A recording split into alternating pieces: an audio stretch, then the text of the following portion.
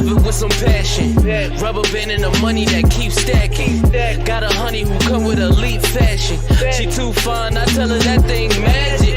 You ain't a hustle, you broke, well that seems tragic. Gotta catch in the field like deep passes. I tell her plug if it's sticky, then please bag it.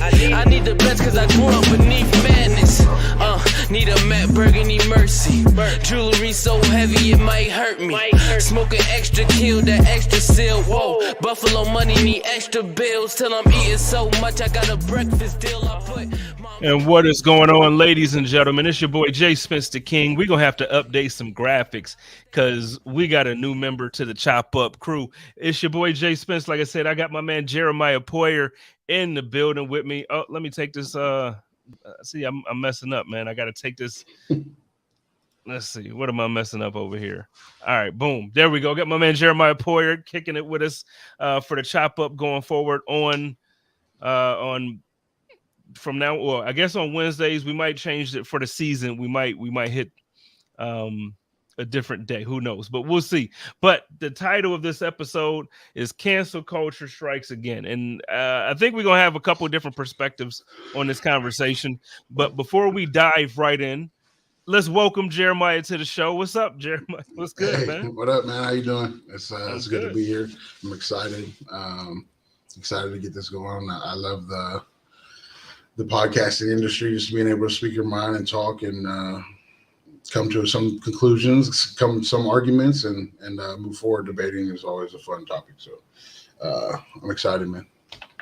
Yeah, I was telling Joe, I said, yeah, so now all of the stuff that me and Jeremy normally argue about in text, we can actually move it over to the pod. So y'all can hear how he be getting at me. Jeremy, he be getting at me. So we're gonna talk. I'm getting a little better with not arguing so much, but one day at a time, right? Where?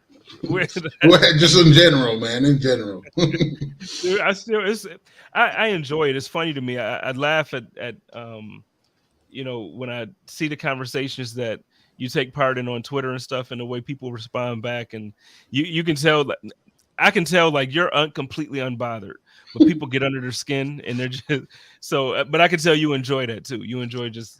I enjoy the conversation. Yeah, absolutely. I enjoy the conversation, and as long as like the conversation is moving, eventually it gets to like a circular disagreement, and you can't get anywhere with that.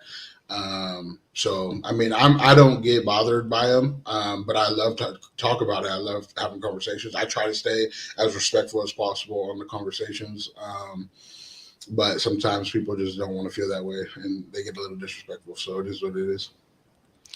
All right. Well, so before we jump right into the topic, for those who don't know who Jeremiah is, let's introduce you for a little bit. Let's tell us about yourself. What should people know about you? I'm originally from Astoria, Oregon. Jordan Poyer is my brother. We're half brothers. I'm half Samoan and half white, and he's half black and half white. And we were both raised together in Astoria, Oregon. Have two great parents, Falaio Poyer and Julie Poyer. They raised us amazingly. I just feel like at the end of the day, if you were raised right, you can be respectful and be in these situations. So that's really the basis of me. The core of me is that I was raised right in a great environment. So around some great people. All right. So you get to hear some of these takes all season. He's going to be kicking it with us all year. And hopefully my goal is to push him at some point to his own show. We kind of started to talk about that before we went live, but we had to stop because we had to go live. But I'm gonna push him to it. We're gonna get there. So let's get right into it. So like I said, the title of this episode is Cancel Culture Strikes Again. And so for this one, my guy, shout out to my man D. So for this one, it's a couple. There's obviously several conversations that we can have when you're talking about cancel culture. Like we could any angle you want to talk about. We could talk about music. We could talk about movies, politics, sports, all of it. When it comes to Buffalo sports in general, I feel like when things happen, whether it be political or for the most part, I'll say political because most things are rooted in politics when it comes to Buffalo and these type of things. Right. It just seems like there's always like an extreme. Like there's never like, a disagreement in a conversation is always like, oh, okay, we hate you, you're done. And so the reason why we're going to have this conversation now, so Jordan Poyer over the weekend, he went live on his Instagram, made the announcement that there was a sponsor or two that pulled out, and just I guess I don't know the specifics. I watched the Instagram live. If you didn't, go back on his Instagram and watch it. But we are going to talk about it really quickly. Jeremiah, before I ask any questions, just at first, what's your thoughts on the whole thing? I mean, I'll try to lay the foundation of since the last year. So they had a tournament last year, and it was a great tournament, great show out. They had people there that were, and Jordan had a great time. And ever since that day, they've been working on this one. So it's been a 300. Deaver and Jordan's brand manager and the rest of that team has been working to try to set up this great event for charity. And it's been a very long process. And so as things are getting set up because of political standings and the name on the course, people had disagreements about having it at the course late into the setup. And I obviously think that like the fact that we're taken away from a charity event just because of the name on the course is a little extreme. I think that if we're able to look at the grand scheme of what the event is for, which is for, I believe ECMC was partnered, it's for ECMC and the kids there and the kids that can't pay for things that they need to. And then Jordan, his foundation also helps with a lot of high school kids and setting up sports for those organizations that he wants to help with. And it's just wild to me that we can't put aside something like a golf course name to for the greater good, I guess you could say, for it's a different space that we're in nowadays, I guess. But at the end of the day, we're going to move. Jordan's going to find ways to get things done, and he's always been that way. He's 10 toes down, and so he's going to help everybody regardless of if the golf tournament happens or not. But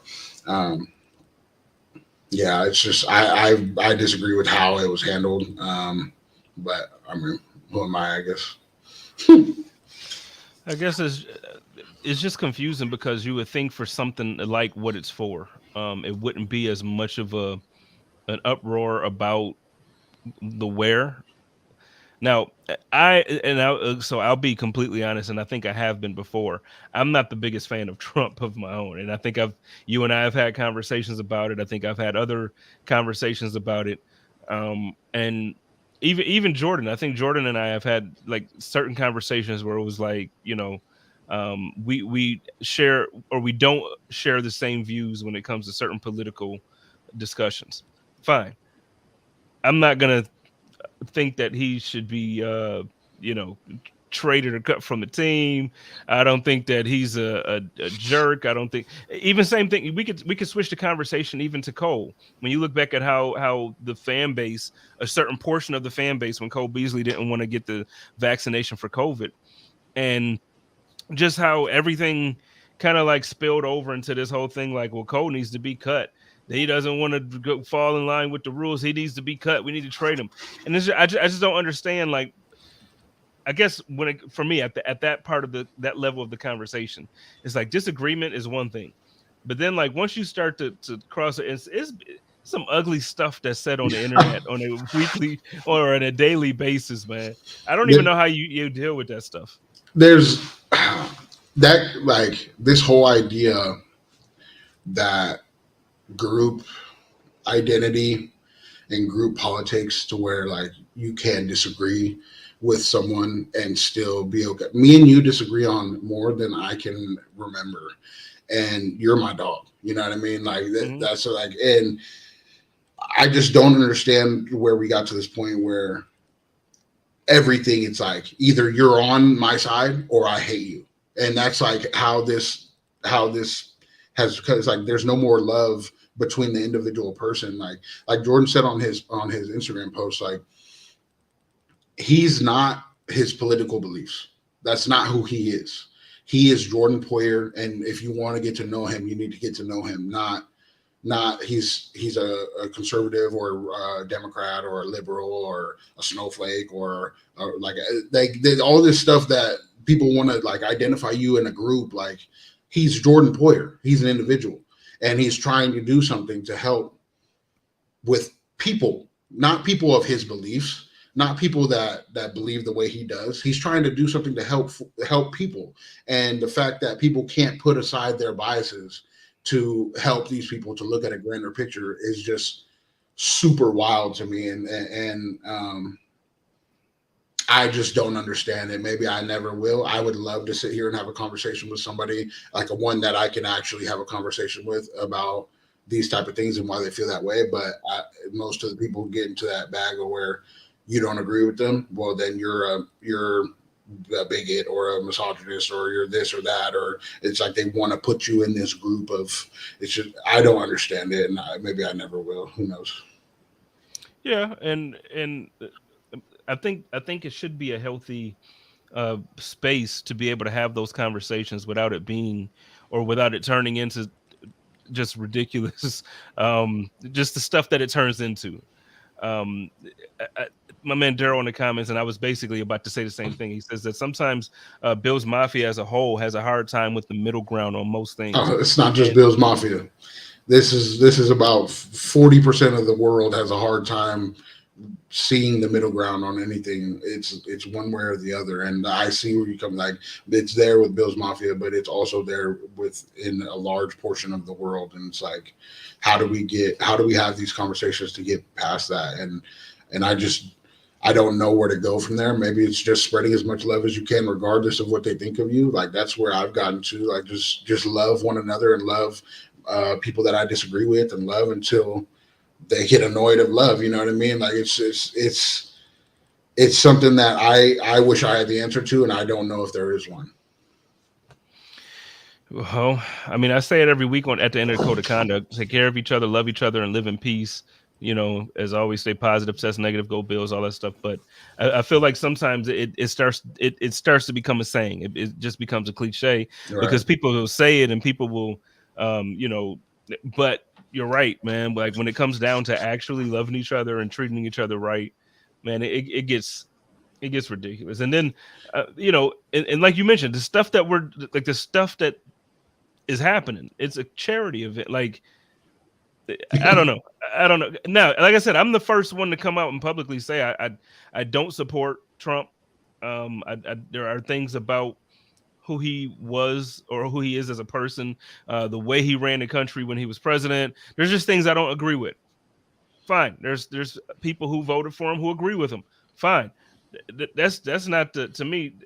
That's a completely different conversation than, hey, I'm gonna go play golf.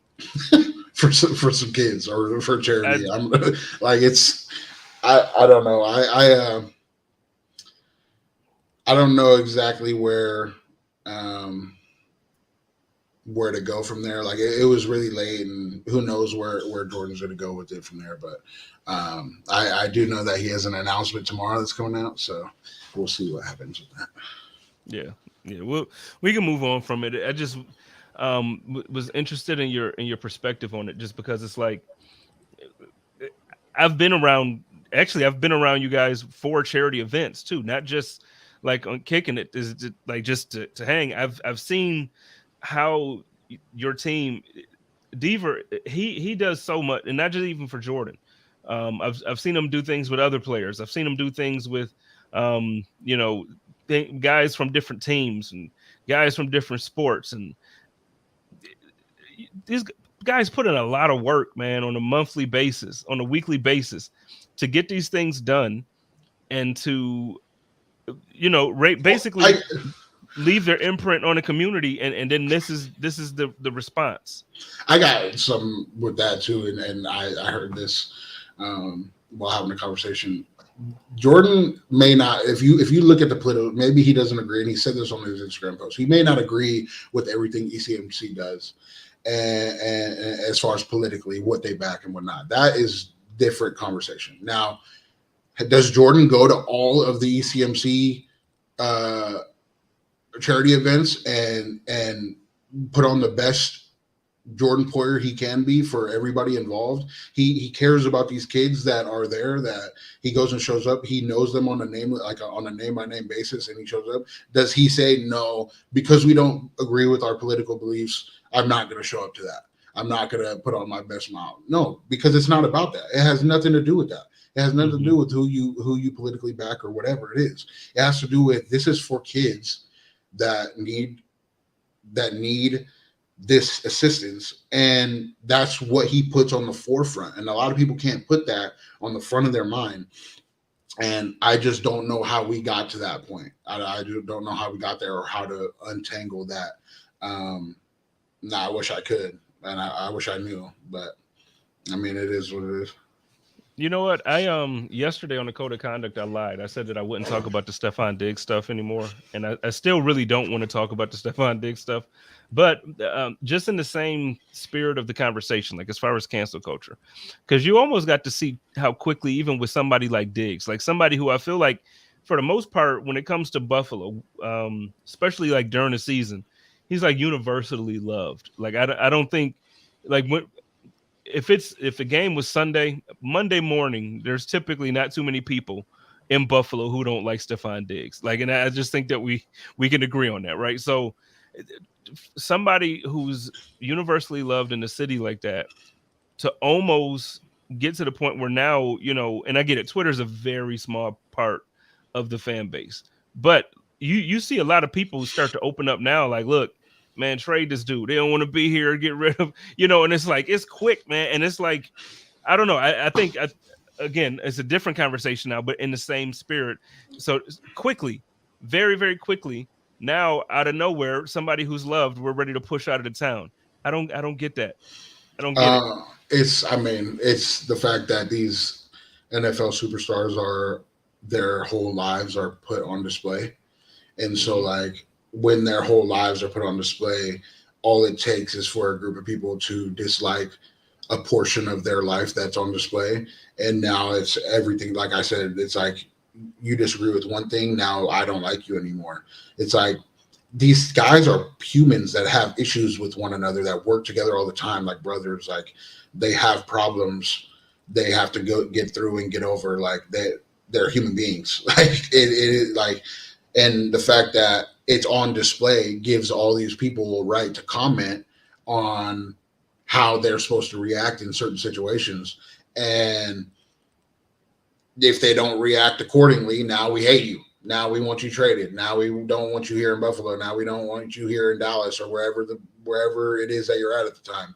And it's not just Buffalo. Like I said, it's not just Buffalo. It's everywhere. It's like, this problem is everywhere, to where we can't display that. Like, NFL people have to feel like they have to hide who they are, or else the group of fans that are going to sit there and call for your head. It's like, okay, Diggs was a little emotional at the end of last year's game, and he showed it on the field. He cared about winning. Now let them deal with it before you sit here and comment on how he's acting. And like, maybe I don't have to agree with how he's acting, or what he's doing, or if the media is saying a certain thing about him. I don't have to agree with that. But like this dude just said, back in the day, you didn't get to see into these people's lives like this. There was no social media, and that's why people were so beloved all the time. Now you're seeing into their lives, and you disagree with them, and it's like, we want your head. Well, then you're not going to like anybody in the NFL. You're going to disagree with some people in the NFL at some point, or else you're just going to make them hide themselves 900% of the day, and they're not going to be who they really are. They're just not going to be that for you. They're just going to be this fake, like, poster boy person. And there's people that are good at that, and there's people that aren't. And if you want to be this fake poster boy person, then now once you start hurting the team, that's when like you can say like if you feel like this person's hurting the team, that's when you can say, well, I don't agree that he's allowing this to hurt the team. Maybe I want him gone. That's different. But it's been training camp. We haven't got we haven't even got to training camp. It's been the preseason workouts.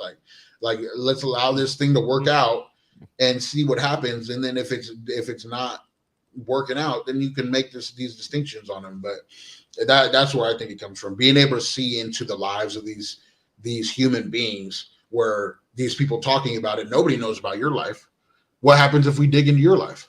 What are we going to see then? Like what kind of problems are we going to see then? Bro, did you see I don't know how much free time like when I don't know what y'all do and don't do, but did you get a chance to catch on Netflix Black Mirror, the show? Jordan keeps trying to get me to watch it, but you should. There's an episode. So the new season that just dropped, episode 1 for season 6 is called Joan is Awful. And basically it's like their version of Netflix on this fake show. They basically turn this woman's day, like her life, the real things that happen throughout the day, they turn it into a reality show. Oh, wow. Not even a reality show. They basically, it's like they cast it. And it's a show. So her life is on display for everybody to see. The stuff that she doesn't want people to see. Like she went to see her therapist. She got a text from her ex and she went to see, so it was like all of this private information and embarrassing stuff. And I was talking to somebody and I'm like, could you imagine if that happened? And like literally like the people that we're on here critiquing Diggs, we're critiquing your brother, around the NFL. Like we could talk about anybody. Somebody gets arrested for, I don't know, whatever. Now, some stuff deserves the utmost amount of disrespect. Absolutely. I want to make that clear. I want to make that clear. Some stuff deserves the utmost level of disrespect when I talk about it. But then there's some stuff that's complete weakness, and it's like, why did this even make the news cycle? You get what I'm saying? Yeah, it's like we have when we look at these people that are supposed to be. They're supposed to be like here, right? They're supposed to be on this pedestal, and we have an inability to look in the mirror and compare. Like, okay, really, it's really not that bad. It's just on display. But if mine was on display, people are not going to like, you know what I mean? Like we have an inability to look in the mirror and look deep into ourselves, and like that's where like this whole thing stems from. Like we have to everybody has to consciously look into themselves and try to deal with the problems in the little kid that's in ourselves that has all these problems that we are whether we're raised with or whatever, and we have to deal with that. Once we deal with that, all of the other stuff that happens out there from other people is not going to bother us. Like, and like, yes, there's a point, there's a limit, right? Somebody does something crazy, that is absolutely disrespect. Like I'm going to disrespect that person if somebody did something that's crazy, absolutely. But like we have an inability to kind of like empathize with people that are on a pedestal, and it's just wild to me that if we were in that situation, we would be looking for empathy, and they wouldn't be there because of the world we live in nowadays. I think so. When I started this pod, I think it kind of helped me.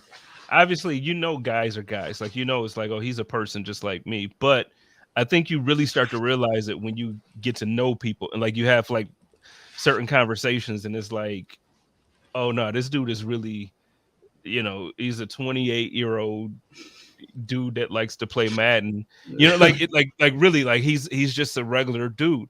And I think once you kind of really see that, and you don't look at them any differently because they play football or basketball or make music, I think that's when you kind of start to treat them a little differently. But man, I just couldn't imagine. Like I would in no way, shape, or form would I ever want to be as famous or popular as like Jay-Z, or there's no world that I would want to be.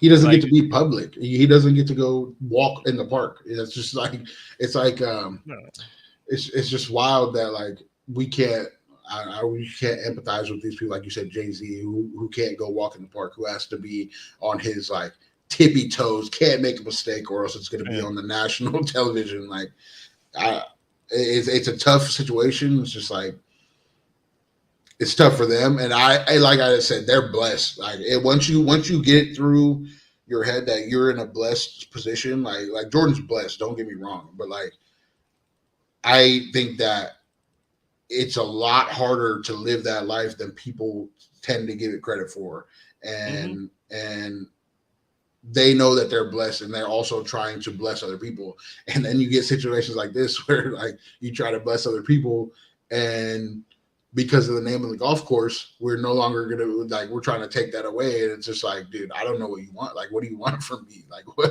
I don't know, man. I got frustrated about it during it, and it's just like, and I get it. Like it's another comment talking about how Trump is such a polarizing figure, and some people can't see past the name when it's associated. And again, so for those people, there's a lot of people like that. There's a ton of people like that about so many different issues, but that doesn't mean that it should be acceptable just because some people are so unaccepting that they can't have a conversation. I guess for me, because again, I'm the first one to say when I don't agree with something or when I don't like something, but to just straight up cancel stuff or to try to get stuff, people lose jobs or people put in time and work, a lot of energy. Let's move on. We don't have to keep talking about. I have a question for you. Typically, because normally we talk about this stuff, and I didn't even get your opinion about this time. Brandon Beane and Sean McDermott both have been extended, keeping them together as they should. So you're for it. You feel like it was the right move. No, I just don't. I mean, I know I got here recently, or I guess 6 years is not recently, but like 17 years without a playoff game, and you've been in the playoffs for the last 7 or 6, I guess, out of 7. Or am I right about that? Maybe 7 out of 8. Either way, you've been in the playoffs since they've been here about 85%, 80%. And now we've been in the AFC championship game, the AFC divisional championship game. And now we're like, they got us here. Let's, you know what I mean? Like they can't get us over the playoffs. This is where I disagree with a lot of people. The playoffs, once you get to the playoffs and you're a team that can win, there's a level you get to. Then you just have to execute once you get there. Like that's on the players and the coaches to execute once you get there. That's not bringing in a piece, in my opinion, to get you over. You're already at that hump. This team that the Bills have had could have won the Super Bowl the last 4, 5, 6 years, but or maybe not 6, 4 or 5 years. And the fact that we think that like we got to keep adding and adding and adding and adding, like we just have to execute when we get there. That's all the differences between the teams that have won the Super Bowl and the teams that haven't. Like you just have to execute. And yes, adding pieces is great, perfect. Like, but to say that we need to switch our coach to someone else and our GM to someone else who's been putting us in positions to get to the AFC Championship game every single year, just because we're not winning in those situations, is wild to me. It's wild, and people are going to disagree with that. Well, they made this coaching mistake in this position. That, like, yes, we probably should have squibbed the ball. Yeah, all right, we learn from it. We move on and we get going. Like it's, you know what I mean. Like whatever, you know what I mean. It's just wild to me how people that have got us there, we just are so easy to turn our back on them, and we forget. Like I said, we forget where we were at. I don't even say I wasn't here during the drought. I was in Cleveland crying every game. But like, you know what though, I get yelled at when I say that. They say, "Oh, that's a loser's mentality. Like you're still stuck in the drought." No, it's that I remember the drought. You know what I mean? Like I remember what it was like to literally not even be able to talk about football come mid-January. Like I couldn't even, like unless I'm just commentating because I'm watching somebody else's team. My team wasn't part of the discussion in mid-January. And you think that I'm going to be mad that we're in the discussion now? It seems like every year. Every year. No, I'm not upset, man. No, I'm not upset. No, we made some tweaks here and there. Yeah, absolutely. Let's try to build on this nice little Lamborghini we got instead of throwing the whole Lamborghini and hoping the next one we buy is not a Pontiac vibe like I had in high school, man. Damn. Pontiac. I had a Corsica. I had a Chevy Corsica. Yo, well, let me ask you this, man, because talking about adding pieces or not adding pieces, D-Hop is still out there. He's been obviously linked to the Patriots. They extended Parker today, 3 years, 33 million. I think it was something like 14, 15 million guaranteed. I don't think that closes the door for the Patriots with D Hop, but I don't think, just me personally, I just can't see the list that D Hop gave of the quarterbacks. But then even if you take out the names, I heard this take from out the someone. names. Yeah, you still got Mac thrown to you. I like at the end of the day, like you can try to hype up that like you still got Mac Jones throwing you the ball, and like I heard that, you know, I'm not gonna say who I heard it from, but like, you still got Mac Jones throwing you the ball. Like, well, see, because my point was gonna be, it wasn't gonna, but I mean that's the point. But it was more so gonna be for me. It's like everything that Hop came out publicly and said that he doesn't want is everything that New England is. yeah. So yeah, A, Mac is throwing it to him, but then B, they're it's just not the team, man. Like they don't have they just They don't got have decent it. defense, and like maybe that's one of the things he said he wanted a defense. They have a solid defense, so I'll give them that. But like, there's a lot of teams that have really good defenses that have a quarterback that can throw you the ball, and like if you want money on top of that, which go get your bread. Like you can go to the Texans and the Falcons and go get your bread. Like, or I mean, there's a lot of teams out there that might give them some bread, but the good teams right now are not. They have spent their money. Like, it's just like they've spent their money and they have to like rearrange to get you what they can. And so you're gonna have to make a decision at this point in the year. Do you want to go get your bread, or do you want to go try to contend for a championship with a quarterback that you said that you were leaving that situation in Arizona because you didn't like the quarterback situation? You didn't like maybe he didn't say that exactly, but you know, it was intended. Shout out to Spence. Spence says, to be fair, D-Hop has to give politically correct answers on podcasts or anytime speaking publicly. Otherwise, social media will crucify him. I don't know. I mean, I feel I can see why you would say that, Spin. Yeah. But I feel like we live in a day and age now where like these athletes, I don't feel like. Correct me if you feel like I'm wrong. How many athletes really give the politically correct answer unless they're in trouble for something? Like, I feel like now when something happens, then they come out with the, you know, I'm sorry, my team is sorry, I apologize to the city and the fans. You know, then they try to be politically correct. But I feel like now the way people are, you said in games? And like after games, like you're gonna come out, you're gonna ask the same questions. If you're gonna keep asking the same questions, you're gonna keep getting the same correct answers. But I mean more so like on the pod. Like, so because like even like we talked about Diggs earlier. Super Bowl week, you know how they have media row.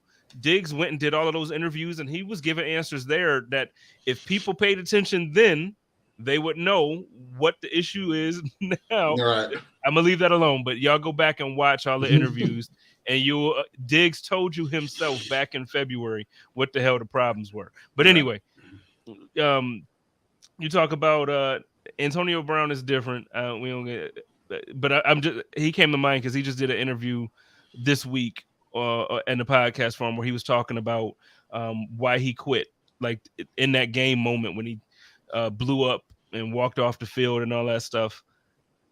Whatever. But I just feel like the day and age that we're in now, these players when they're speaking, I don't really get on podcasts that they're politically correct. I feel like people now are giving you all the behind the scenes. They telling maybe not everything, but they telling everything. You know? I agree that they're telling from their perspective, right? So like players have learned that media is going to try to create their own narratives. So players have come out and they're going to give you true answers that create their own narratives and that tell the story that they want to be told. And that's like just the world we live in with social media, where you have to go out and create your own narrative, or else you might get crucified if like trying to make the blame on someone else rather than yourself. Like that's part of the world we live in, because if you don't, they're going to sit here and blame you for everything that goes wrong. But for the majority of the time, like in the off seasons, like people will say their real feelings, their true feelings, I guess. That's not PC, but D-Hop in that, like, it doesn't make sense in his situation because your actions are going to tell us your true story. So you can sit here and tell us that you want a great quarterback, that you want to be on a team that can contend. But if you choose to go to a team that can't contend for bread, That's the answer right there. Your politically correct answers didn't mean it, so it doesn't mean it makes sense to actually be politically correct about that. Like, just tell your true feelings and you'll get Go that. get I mean, bread. you just go get your shit. Like, you know what I mean? Yeah. Like, And the thing is, and again, shout out to Spin, but Spin basically said that people will get at D Hop for being greedy if it is about money. I don't, me personally, I can't see anybody really being upset if it's about money for Hop. Like, yo, go get your bread. Like, at this point, it's going to be about one or two things. At this point of his career, anyway, it's either going to be chasing a ring or chasing a bag. Because at this point, what are you going? You really going to be playing for the love of the game? And when I say that, I mean that seriously. I know so many guys. I know guys who love the game, so I don't mean that in a disrespectful way. But I could love the game and play it for bread, or yeah, I could love the game and play it while I'm getting a ring. But at this point, I'm not beating my body up at this stage of my life, right. just And because no, that's not how it works. I'm not gonna go out there and not get a bag and go to a bad team. Like, that's not that's Right. not where we're like. And early on, when he's made enough money, I guess, in his time span to where he doesn't have to do that. You don't have to go out there and he's a smart, like, he just seems like a smart guy. Like, he can do things after football. Like, at this point in his career, he's made enough money to where you get to make a choice. Are you going to try to get some more money, which is great, awesome, great for you. I'm advocate. Or go get you a ring, or go try to get you a ring, and you're going to take less bread. Do you have enough money to do that? Like, awesome. Like, that's like just the mindset you're in. And there's only two answers. there's not an in between. Like, at this point in your career, there's not like an in between gray area. It's either you go get your ring and chase a ring and that's more, in my opinion, like love. Like, if you love football enough, you can stay there or you'll retire. You can stay here and chase a ring, or you'll retire, because you may not get the ring at the end of the season. Or you can go get your bag and you can play and have fun and just, you know what I mean, don't get injured and don't take hit shots to the head, and you know what I mean? Like, that's the point that you get to. And some people, I mean, maybe there is a gray area with some at this stage, but I'm with D Hop, who's made enough, like, to where he doesn't have to worry about that. Like, that's the two answers that you're going to get from him. Man, just come and get this ring, man. Might as well. Might as well. Why not? You know what I mean? Come on, man. It don't make sense for him to go anywhere else. Like, just now, I love Hop. I'm out here in Phoenix, so I've gotten to see him now for a few years in person. Look, I don't think that he's the same D Hop that he was when he caught the Hail Murray. You know what I mean? Like, he's lost a step. The injuries have not a ton, but the injuries have kind of helped him lose a step a little bit there. He's a very, very, very good second wide receiver, or like a 1B. Like, that's he needs to go to a team with that. You go somewhere like the Patriots where you have to be the guy. He can do it, but he's not as explosive as he used to be. He's not going to create the same type of separation. Now, he's a great route runner. He has incredible hands. He's going to win contested. But come to a team like this where you got Diggs and Davis and now Kincaid. Like, come to a team like this where it makes sense, man. I have a difference. I agree with you. Like, he should go to a team that makes sense. I have a different opinion on him losing a step. I think that in this day and age, there is no 1A without a group. Without a group that can take pressure off you, there is no, like, great. You're either gonna force it to that 1A. Like, I don't think there is a situation like you have to have a 1B. Or else, like, when you get into the playoffs, we're in a W and you're going to get clamped, and we've seen that before. So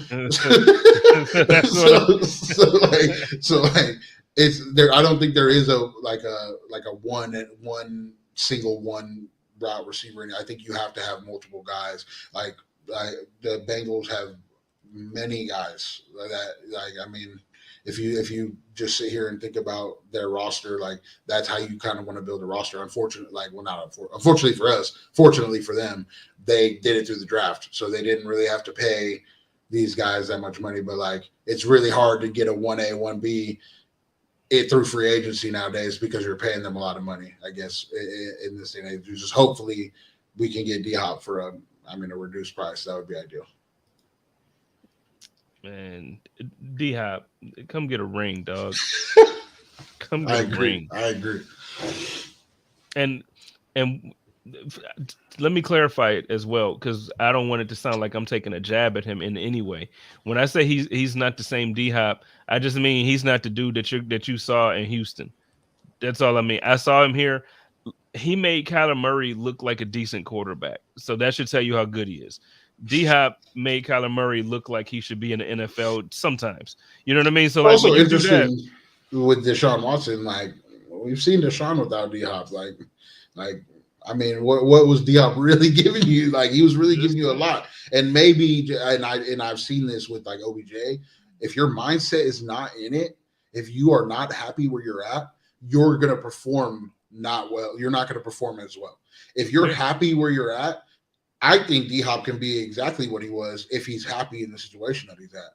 And the best part about Buffalo is you're not going to get any double teams because come to Buffalo and be happy. You know what I mean? Like, come be happy, man. Come be happy, bro. Get 1-on-1s all day. Yeah, bro. Come on, 1-on-1s. Look, 1-on-1s, Logan Berry and freaking what? I don't know.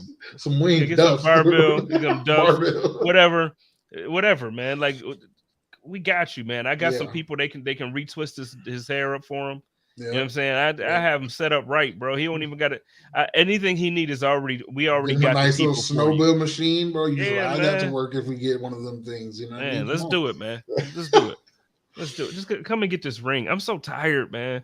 I'm so tired of being like. I just want one. I was gonna ask you, how do you? I've seen a lot of these questions, and it's circular. But Josh Allen, for 1 year, get a ring, and he never plays again for Buffalo, or Josh Allen for 10 years, and you don't know if he's going to win a ring or not, but he might. I'll take Josh for 10 years. Not like that. There was a lot of people that voted for Josh for one. Somebody.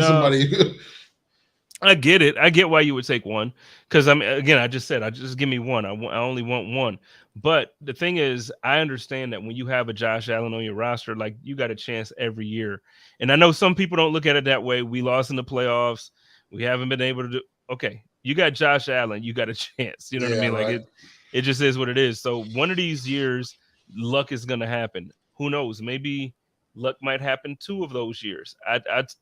I'll take the chances, and I'll also take the 10 good years of football. You know how much fun, even though it's heartbreaking at the end of the year, but you know how much fun it is to go to games now when we're 13-3 as opposed to when we're 7-9. Like it's just a completely different season. Yeah, from my perspective growing up, right? So I did follow Jordan to whatever team he's at, bro. The first game that I went to of his was Cleveland. This is how he met Rachel. So for Cleveland or Baltimore at Cleveland, and I'm sitting there. They're having a crazy game. Jordan's been playing. He's been playing well. Him and Kirksey are standing up on the bench, and we're kicking for the win, tie game. And Baltimore blocks it and takes it back at the buzzer for the win. And Jordan's picture got caught on it, and that's how he met Rachel. Rachel ended up DMing him. But I just thought, like, dude, you can't get worse, like, not wanting to go to games other than that. Like, I'll take going to games every time thinking that I'm going to win rather than going to Cleveland game. Like, bro, like, until that score is 0, or until that board just says 0-0, we win, you probably lost. Like those feelings is so bad. I hate it. I hate going to games like that. Give me 10 years of competition, like going into the game. Like, so when we play against the best teams, I go into those games with butterflies. Like, oh, this is going to be a good game. Who knows what's going to happen? Versus, oh, we're about to play against the Patriots. We're about to get demolished because Tom Brady's going to put. You know what I mean? Like you just knew when the Patriots. And then even if the score is close, like Tom Brady's gonna win it at some point. Lose. You're gonna lose. Like fuck, like dang, dude. Like so, yeah. No, give me the competition, because right now, I think aside from like his rookie year, I think I've maybe seen 3-4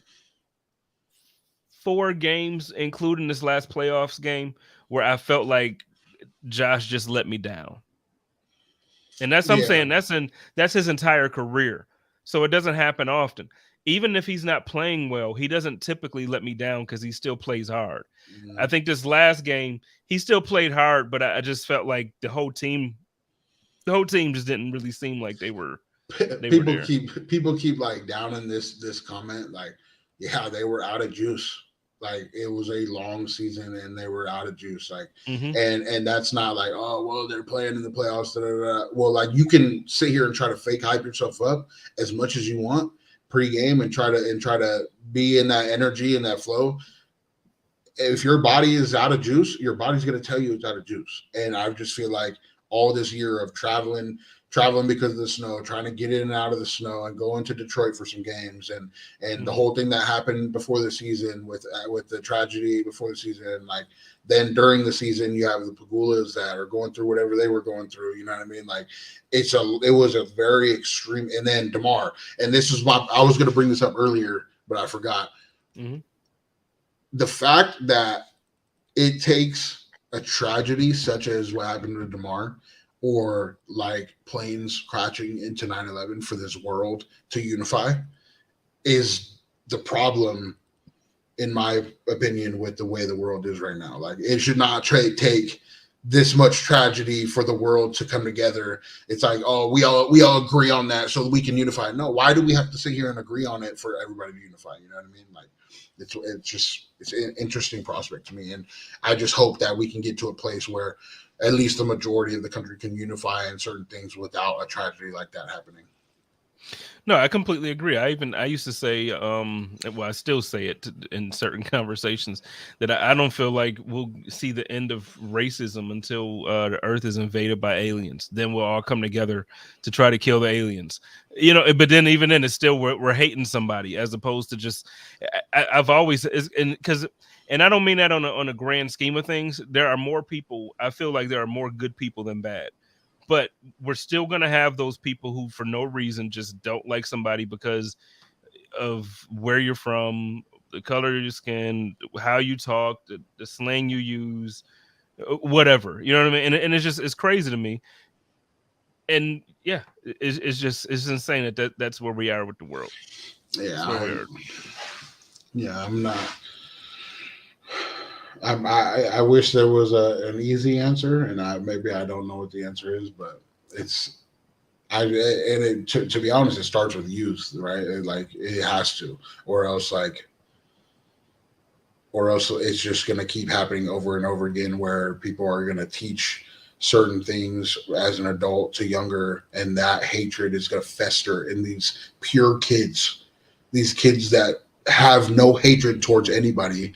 They have no judgments towards anybody, but because of if you're raised a certain way, you believe a certain thing, and now you have a hatred towards, and now it festers, and now you have a hatred towards whoever your parents didn't like. Or it goes opposite to where like you're a kid that tries to go opposite of your parents, and now you have a hate. It's like one or the other, and instead of just treating people to love everybody all the same, we have this like keep getting, and it's going to keep getting like parent to child to parent to child to parent to child. It's a mind-boggling cycle, and this is, I mean, some people want it this way. Some people like this cycle, and I'm sure that's the people that are in control of everything going on.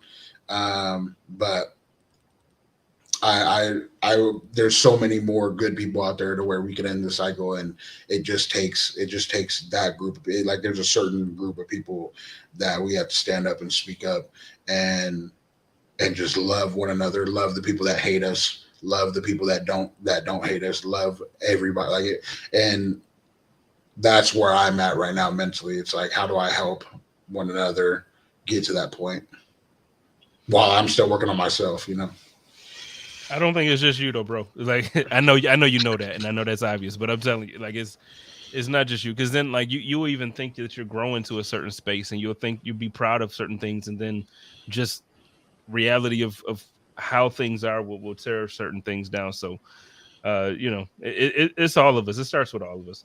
Last topic before we get on out of here. Adam Schefter came out today and dropped a bombshell. He said that more than a handful of players, including Colts cornerback Isaiah Rodgers, he's a kick returner, expected to receive a season-long suspension this week for violating the NFL's policy on gambling. Now, in the article that he released, it was highlighted 6 key rules. Now, I want to read these because I want your reaction to the suspension, and then The 6 key rules. Okay. 1, don't bet on the NFL. 2, don't gamble at your team facility while traveling for a road game or staying at a team hotel. 3, don't have someone bet for you. 4, don't share inside information. 5, don't enter a sports book. Don't enter a sports book during the NFL playing season. And 6, don't play fantasy football. Reactions. Um, I understand it because like you want to keep the integrity of the game, right? And so I understand the rules. What I don't understand is I was looking at some of the suspensions. I get like right, you're betting on your NFL game. I don't think that. I think that that's something where you could get suspended or whatnot because like that takes into question the integrity of the game. But there's some people that were just on sports betting in the facility and they weren't betting on an NFL game. And like in those situations, I'm like, I just don't see the problem with betting. Like if you want to sit here and bet on what goes about the early basketball season while you're playing football, like I don't see the problem with that. And like so the rules are a little like but they are rules. You need to follow them. So I mean, I get it. I just as far as the rule set, like I just if it was just don't bet on NFL games. All right. But see, I guess my problem with the rules, and I always have problems with rules, but I guess my problem with the rules is that it's your biggest sponsor. As the NFL, your biggest partnership right now is with betting partner. You have, I think the NFL's, I think they have it both with DraftKings and with They have it with Lot. You know what I mean? So it's like, Yeah. so when you're, I don't know. I feel like it's sending the wrong message when you're saying, hey, yeah, we partner with these guys and we want all of our fans to partake in this. Go download this Bets Book app and Yeah. make all your parlay bets and use this code for 15 free dollars and all of this stuff. And then I don't know. Look, okay, don't shave points. Don't bet on your own game. Right. That's an easy rule. Don't bet on your own NFL game. The Easy. rest of it, I don't understand. I don't get the rule. That's what I was saying. I don't get the rule set. Just don't. The rule should be all right. You can gamble. Don't bet on your NFL game. Yeah. And or even the same thing with like inside information. If I play for the Cardinals here and you play for the Bills out there, and I know you and I talk, and you told me some things that I know. Okay, I'm not going to go and share that information that you told me about your game. Right. Got it. So those things make sense. But when my biggest partnership is with betting, I just. But the we're NFL good with. just loses me.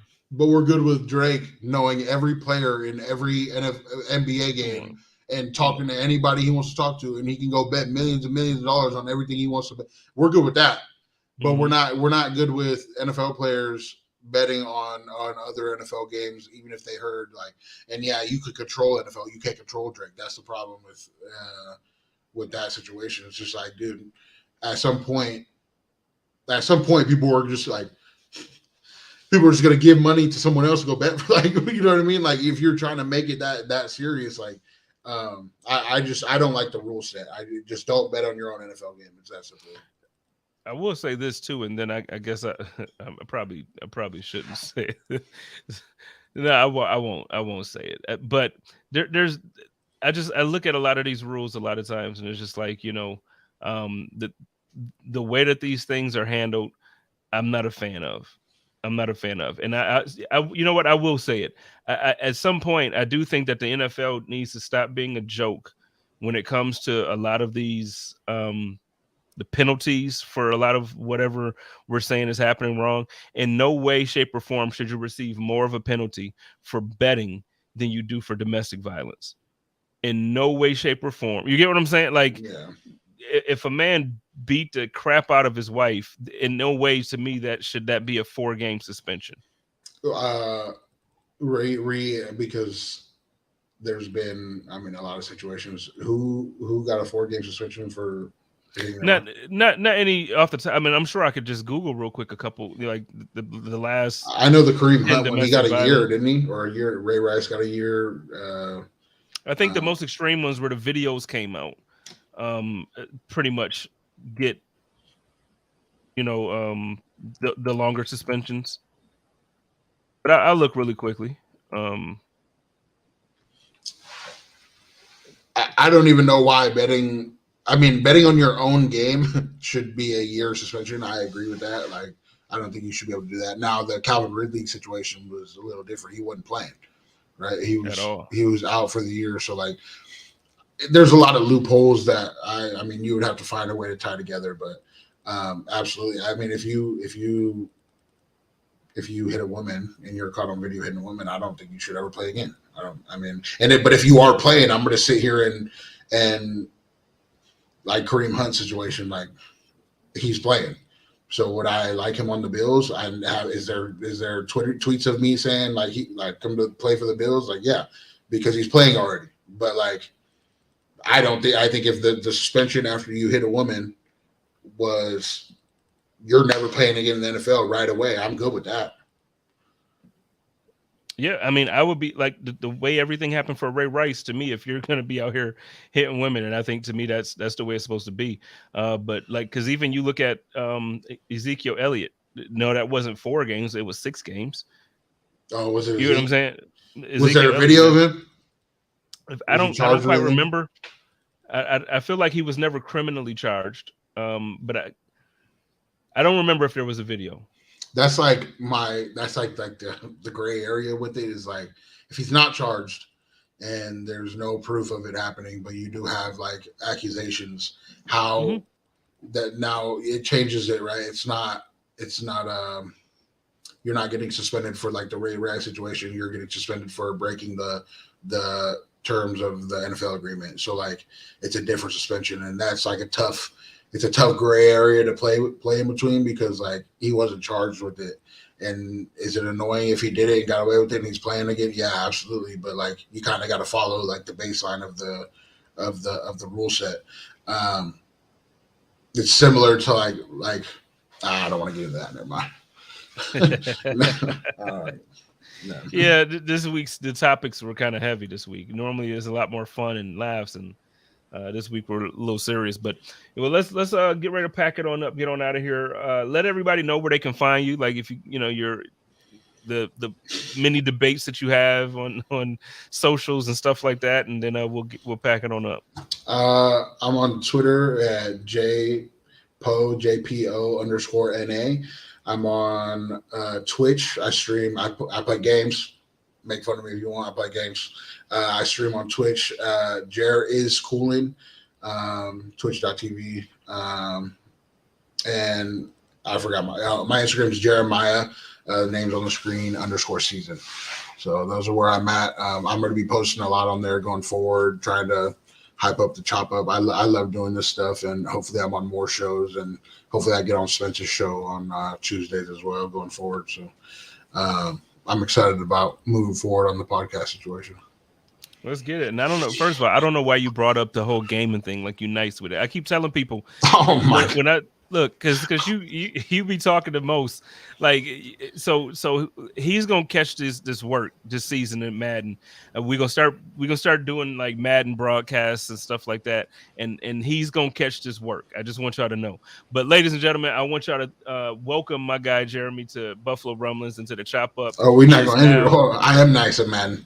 We're not gonna end it with you saying that you think I'm nice at Madden. I am nice at Madden. You see, I try to slide. You try to slide out with that? No. There's videos on me being nice in FIFA. You go check out when I came back down 3-1 to Jordan FIFA on the cribs. Buffalo Bills posted it. Know that. You know what I'm saying? I have to check that out too. But I feel like Jordan probably talks more than his ability. But I know he's competitive in everything. He can't be that good in everything. But he can't be that good in everything. Like he's solid. He gets to a point where he's solid at games, but like he's definitely like his talking does a lot of the work in the certain situations that like he can talk you into playing bad. But like if you've done it enough, like we were playing basketball like a while back and I busted him up in a 1-on-1. He threw the ball at me, got mad and stuff. I just walk away, you know what I'm saying? It's all good. Like, but other people might he might get under your skin a little bit when he's talking to you for sure. I've never seen somebody so freaking competitive. But ladies and gentlemen, y'all know how we do it. It's your boy Jay Spence the King. Next week we'll have my man Sterling back. I'm not sure when Antoine is back, but this is the Chop Up crew: Jay Spence the King, Jeremiah Poyer, Antoine Staley, and Sterling. Sterling's for the girls. That's what his name is going to be today. Go Bills! Let's get it. Go Bills.